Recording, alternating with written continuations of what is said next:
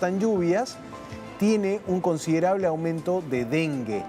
Y vamos a tocar este tema, encontrar por lo menos alguna situación que pueda ayudarnos a entender mejor por qué el dengue sigue presente en Latinoamérica. Estamos ya enlazados con Omar Neira, especialista en salud pública, a quien le damos la bienvenida. Omar, le agradezco por su tiempo.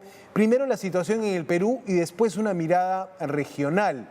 ¿Por qué se ha disparado la cifra de contagios en Perú? Se habla de más de 11.000 contagios y 15 fallecidos hasta el momento. Muy buenos días. Buenos días, gracias por la invitación, es un placer de conversar contigo. Efectivamente, vemos un brote importante de dengue. Estamos en una región endémica, toda la zona ecuatorial del mundo, digamos, el trópico del Ecuador es endémico a dengue permanentemente en las últimas décadas. Y estos, al ser endémicos, se presentan ciertas estaciones, y esta es una estación en la que era previsible y se presenta esto. O sea, digamos, no es extraño que se presente dengue en la medida que no tengamos políticas sólidas para el control del vector, que es el zancudo. Correcto. Entonces, de alguna manera, la responsabilidad en la falta de políticas que ayuden a prevenir o también que puedan educar a la ciudadanía. Ahora, se vive un caso particular en el sentido de zonas como Piura o la selva peruana, zonas donde quizá los servicios de alcantarillado o la falta de agua potable hace que las familias reserven agua en recipientes. ¿Esta situación la ves determinante para que se haya dado este brote?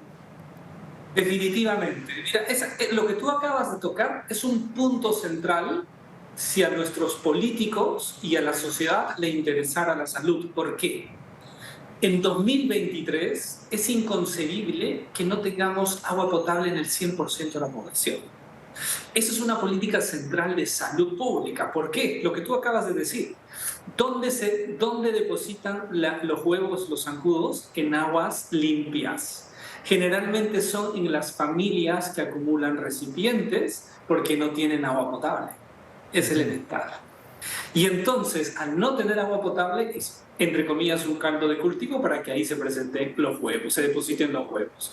Y por eso es que hoy vemos. Entonces, y además no hemos hecho un cambio de conductas en estos años para que las familias entiendan que lastimosamente no acceden al agua potable, acumulen el agua que van a utilizar en recipientes que estén sellados. Eso es fundamental. Y ese es un cambio de conducta que hay que promover en la sociedad. Esto es un trabajo entre el liderazgo de una autoridad teórica que debería ser el MINSA y la sociedad para poder empezar a controlar. Esto va a estar presente como ha estado en los últimos años y estará en los próximos en la medida que no seamos conscientes que hay que hacer un trabajo sostenido y en conjunto entre todos los actores de la sociedad. Correcto, Omar. Ahora, la situación, te decía, no solo te grafica o pinta muy mal el tema del dengue en Perú. Tenemos la situación en Bolivia, se habla de más de 6.000 casos. En Argentina se cuentan 300 casos. En Ecuador se habla de poco más de 100. ¿Por qué esa diferencia? ¿Tiene que ver también con las condiciones, digamos, de salubridad de las familias donde se dan los brotes? Ahora, ¿crees que también la salud pública está preparada para nuevos brotes? Hablamos de Latinoamérica, una región muy golpeada por pandemia. ¿Cómo están esos servicios médicos, las capacidades hospitalarias de la región para atender un nuevo brote de dengue? ¿O no es un requerimiento tan grande como el que sí fue, digamos, un paciente de COVID-19? ¿Cómo ves esa situación de la lucha contra el dengue después de la pandemia del COVID? Mientras nuestros países bananeros discutan el menú de los congresistas, que por cierto es indignante, y no sea la salud y la educación el foco central de nuestras políticas, nuestros países van a sufrir por este tipo de enfermedades. ¿Sí? Eso es un comentario general. ¿Qué sucede en nuestros países? Pues nada, pasó la ola COVID, la moda COVID, todo fue COVID y olvidamos todo lo demás porque así somos.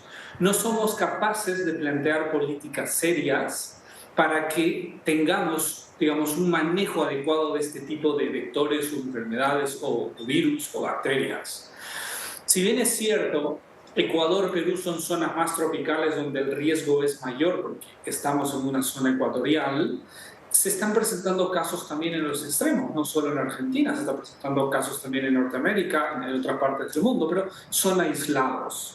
Tiene que ver con factores pluriculturales, multifactoriales. A ver, las condiciones de la familia definitivamente. El que no acceda a agua potable es un factor inherente para poder ser un caldo de cultivo, como lo comentábamos. Las condiciones sociales, la familia, el modo, la cultura, cómo se maneja, el poco rol protagónico de educación de los ministerios de salud van a hacer que más o menos algunos países funcionen, y también el control y el número de conteo. COVID nos demostró que los países y los políticos utilizaban las cifras a su antojo para tomar decisiones. Recuerda que en Perú, Vizcarra nos mintió durante meses el número de contagios y fallecidos. Cuando los de la academia estimábamos por 5 los números oficiales, era así, porque le interesaba que no se contagios. Así funciona esto. Y eso también puede ser que Ecuador te diga 100, tal vez controla mejor que Perú, y te diga Bolivia que tiene 6.000, algo pasa también ahí. Entonces, en Bolivia es una cifra bastante más impresionante que Perú, por la zona menos tropical. Habría que estudiar qué está pasando. Que hay en la región, Brasil definitivamente, sí hay casos importantes de dengue, y hay que ponernos a trabajar, pero no como noticias, sino como políticas importantes. Está chikungunya, en el reportaje hablaba de chikungunya, está presente ahí, y va a estar presente. Entonces, hay que manejar, entender cuál es el mecanismo de contagio, y a partir de ahí hacer propuestas de solución sostenibles. COVID va a estar, usado mucho tiempo, va a estar por las próximas décadas, pero que nos olvidamos. Ahora, Omar, en el corto plazo, digamos, ¿cómo se atiende la emergencia de dengue en un barrio donde puede haberse desatado un brote? ¿Fumigación es lo primero que se recomienda? ¿O qué otras, digamos, medidas nos puedes comentar para autoridades que quieren combatir un brote, una situación de contagio en un barrio en específico, digamos, en una zona determinada? ¿Qué se puede hacer? Y el control del vector, que es el zancudo, es fundamental cuando tienes un brote. Y eso es con fumigación.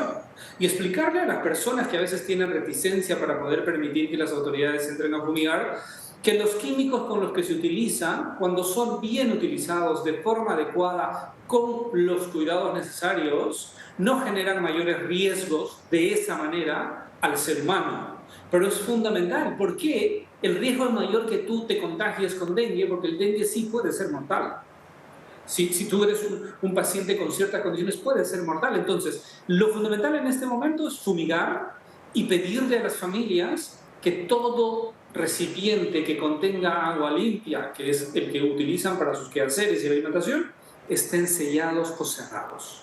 Eso va a ayudar, y estos recipientes se puedan limpiar en el menor plazo posible. Un día parece ideal, pero las realidades nuestras no son esas, pero por lo menos cada 2 o 3 días o máximo una semana limpiar el recipiente, cambiar de agua, porque va a ser un reservorio para los huevos. Entonces, más o menos funciona así. Eso parece lo fundamental en este momento, y luego intentar plantear políticas a largo plazo.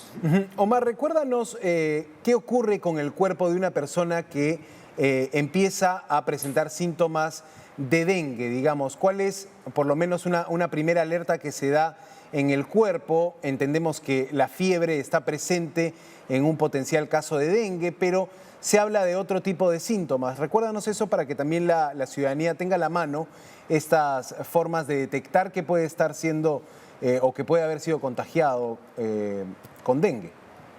Las personas que vivan en estas zonas que hay alerta sanitaria, eso no escapa a las otras tampoco, pero es dolor de cabeza, dolores musculares, náuseas, vómitos, dolor detrás de los ojos, podría presentarse sarpullido, glándulas inflamadas. Son los, digamos, síntomas importantes en la mayoría de casos que se va a presentar. Puede confundirse con un virus respiratorio importante, pero acá, si hay un antecedente de una picadura de un zancudo y se presenta después de 3 o 4 días estos síntomas, podría ser dengue. Eso es fundamental. Pero hay una forma grave, y la forma grave sí que involucra complicaciones, como dolor intenso en el estómago, el vómito ya es persistente, el sangrado de encía, nariz, posiblemente también en el ano, sangre en la orina, y todo ello sí se puede complicar y ahí deviene en lo que llamamos dengue hemorrágico, que puede llevar a la muerte. Es fundamental que entienda la población que, como todo virus, no tiene un tratamiento específico y hay que manejar los síntomas, y por eso debe acudir a un centro, digamos, de atención. Debería ser un centro de salud o una posta, esperando que ya estas estén abiertas. Es el primer lugar que hay que ir. No hay que ir rápidamente a un hospital. Es mejor un centro de primer nivel para que ahí rápidamente lo puedan manejar adecuadamente y no pueda complicarse el caso. Pero esas son las condiciones que se presentan en dengue. Omar Neira, especialista en salud pública, explicándonos un poco la situación del dengue en Perú, donde hay más de 11.500 casos, y en la región también. Gracias, Omar, por su tiempo y también por estas ideas de cara a prevenir más contagios de esta enfermedad. Gracias por la invitación y siempre es un placer conversar con ustedes. Tenga buen día.